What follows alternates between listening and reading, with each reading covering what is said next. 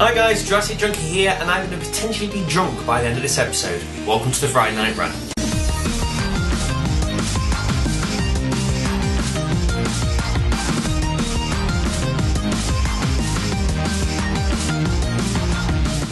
So yes, could potentially be drunk by the end of this episode because I was going through, and as I do throughout the week, I always try and have a look for a particular drink or spirit or some sort, so I can have something different every single Friday Night Rant.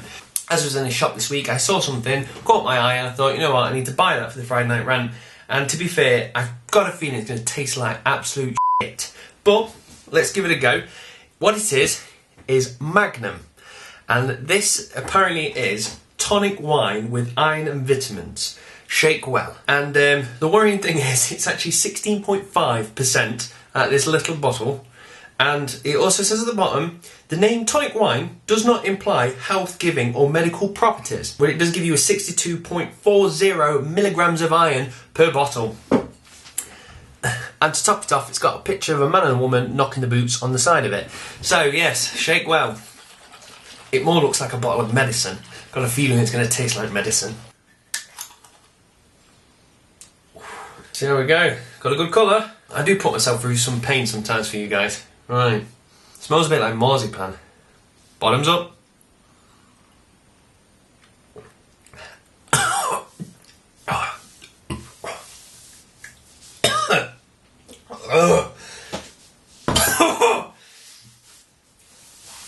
Oh. Yeah, that's like marzipan and licorice. Oh, very strong. Oh, it's got everything in it. It's horrible. So yeah, I'm right, that does taste like shit. Oh, and even worse, it's giving me a horrible aftertaste. But now it's sponsored by drinks, I'm going to have to keep supping it. Oh, that's my bad. Right, so moving on with some gaming news. First of all, let's talk a bit about the Wii U. So this week, a trailer has popped up for Rayman's Legends. And to be fair, it looks actually quite good. The trailer just shows Rayman and crew running through the normal platformer style game. And first of all, the graphics look very, very nice. And there's a particular bit where he glows something up and the actual glow goes on all the characters' faces. So first of all, when you just look at it, you go, this looks really nice. It's better than what you've seen on the Wii before. So that's good. The second thing is they actually try to push out, it's got like a party mode. So 4 people can be playing, but one of the people will be holding the Wii U style tablet. And they can control elements within the actual game. Now, for the first time I've actually seen something and gone, that don't look like a gimmick. It actually does look quite good. Now, I don't know if I'm going to go as far to say it looks awesome and I need to buy it, but it's good to see some trailers now where we're actually getting to see some good game footage and we're going, yes, I can actually see how you could utilise these peripherals. But the weirdest thing is what they've actually done is towards the end of the trailer, it kind of just drops, and then they actually have somebody who puts the tablet down on a table, and then they actually get like a little heart and place it on the tablet, and then the game detects that that's been done, and instantly loads of hearts start falling down in the game. Now, I don't know how they've done that, because I don't know if that means the actual touchpad is recognising the shape of the item actually placed on top and then activating something within the game, or is it using this kind of electronic card technology which they said that you could actually scan across it and the actual item must have something inside it and it's detecting it. For instance, like the Skylanders toys when they're placed on the base. So I assume it's running that same kind of technology. So that was quite cool that they did it. Again, I don't know if it's gimmicky or not. I don't want to say it's gimmicky all the time, but if it actually works out to be really good, then good on them. But the weird thing is obviously that happened. So the next thing you saw is like somebody was looking around the room and they found a Rayman rabbits. That's a mouthful. But yeah, they found one of the rabbits and they popped that onto the tablet, and again that scanned it in. Next minute there's rabbits in the game. Now again, that's very, very cool. But the weird thing was, right at the end of the trailer as it's finishing, it just shows a kid just looking at an Assassin's Creed figure. So it was Ezio, and he kind of like looked as to say, could I? And then the trailer ends. Now, I don't know if that means they're going to simply put a cameo in there of Ezio, and if so, then fair enough, that's okay. But the weird thing is, by leaving it on that note, I think he kind of opened it up for a lot of children just to assume you can scan anything in. Which is a bit bad of him really, because to be fair, it did show somebody grabbing something, it was in the game. They did it twice and they went to grab a third thing, non-related to a game, and then that's where the trailer ends. So I think a lot of kids may have actually watched that trailer and gone, oh my god, I can't wait to put my Transformer on top of it, I'm going to kick everyone's arse. So yeah, it's weird giving the kids this false hope of what you can actually scan in. But still, it's something I didn't know the actual Wii U tablet could do. So yeah, I'm quite impressed. It's very cool. So staying on Nintendo news. Now, this came out today. And when I read it, I was like, at first I was like, I think that's a bad idea of Nintendo, but I've changed my mind, I think it's quite good. And what it is Nintendo obviously are catching up now, they're starting to push the online side of gaming, but that also means the dark side also joins them, such as DLC and digital games. Now, I know at the moment you'll be able to buy fully digital games via the eStore for the 3DS.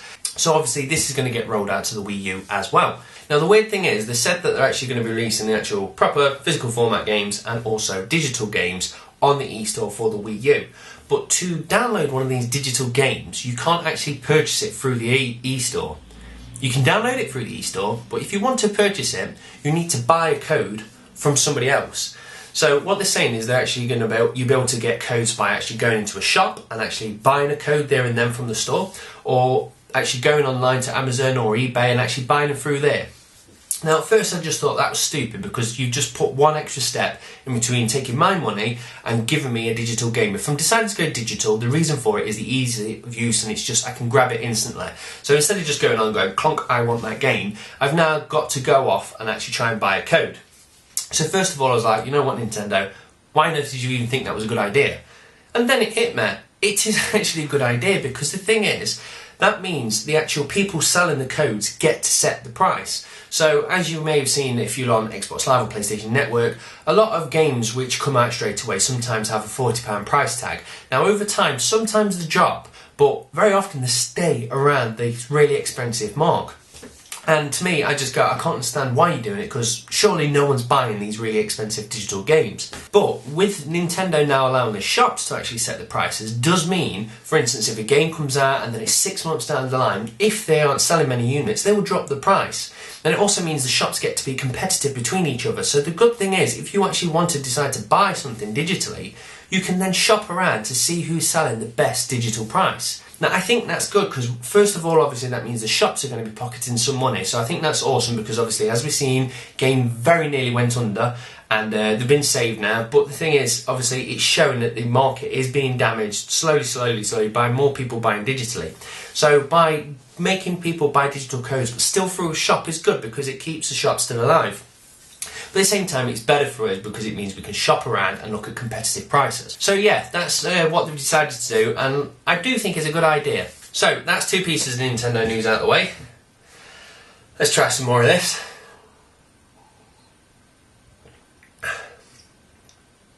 To be fair, it's growing on me. It's not amazing. You know what? Right at the end of it, there's a taste of blood, actually. I don't know if that's my own mouth. Is it just rotted my skin? Yeah, there's a very distinct taste of blood now. I think it's probably caused internal bleeding. So by the end of this episode, I'm either going to be drunk or dead. So right, moving on then. Let's talk about 2 things from China. Now, first of all, a very interesting article that I read this week was simply saying that China are now going to recognise online digital property. Now, this entire topic started by somebody passing away in China, and their wife wanted to get hold of his chat records. And the thing is, if you have a look at the terms and conditions, most places will actually say on the internet that, fair enough, you may be playing this game, or you may be used as a chat applicant, but all the information belongs to us. So at one point, if you died and somebody needs to get hold of your chat logs, they couldn't say, well, I'm the spouse or next in kin or whatever it be. His record should then be passed down to me, because they will not honour it. They say, no, this is all our information, they just used our service. Well, this widow from China then obviously took it to courts, and I believe that she's won. Or if she hasn't won, either way, China's looked into this and actually says, we're going to change the way the law works.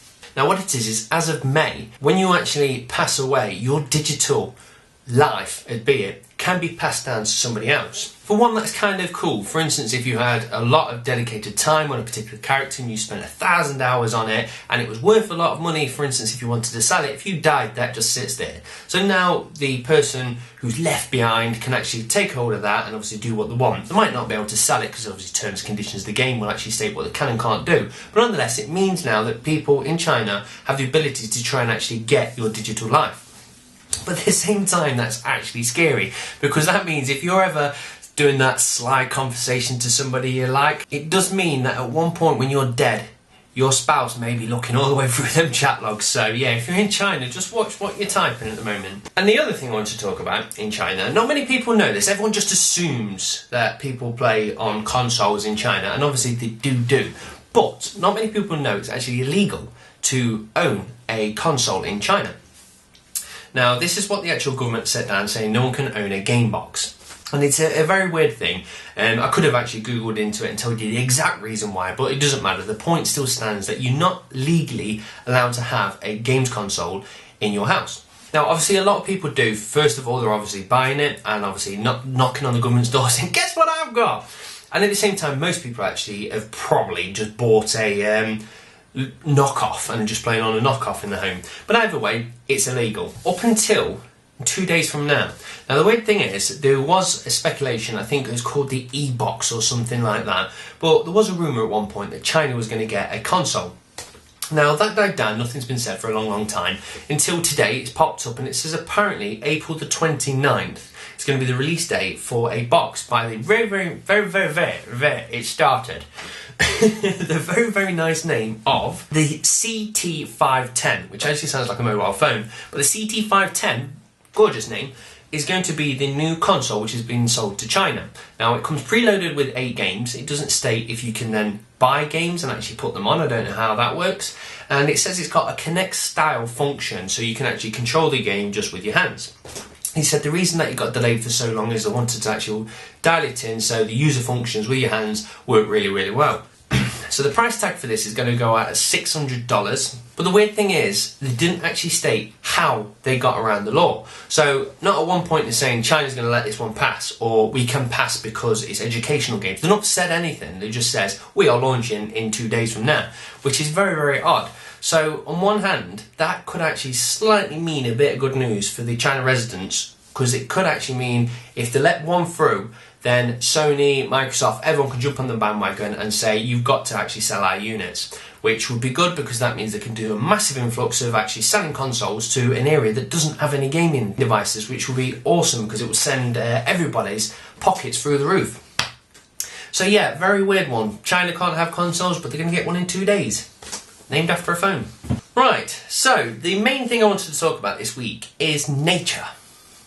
A glass of wine while we think of nature. Marzipan and blood. So as I was sat on my lovely 12-hour night shifts, I do a bit of Googling, a bit of surfing, just try and find some stuff that stimulates the old mind. And I found an article just talking about nature. And what they're saying is it's beneficial for us humans to go out into nature because apparently it regenerates our batteries, it makes us concentrate better, and once we've actually been charged up, concentrate better on the activities such as being in the office, and it makes us feel better.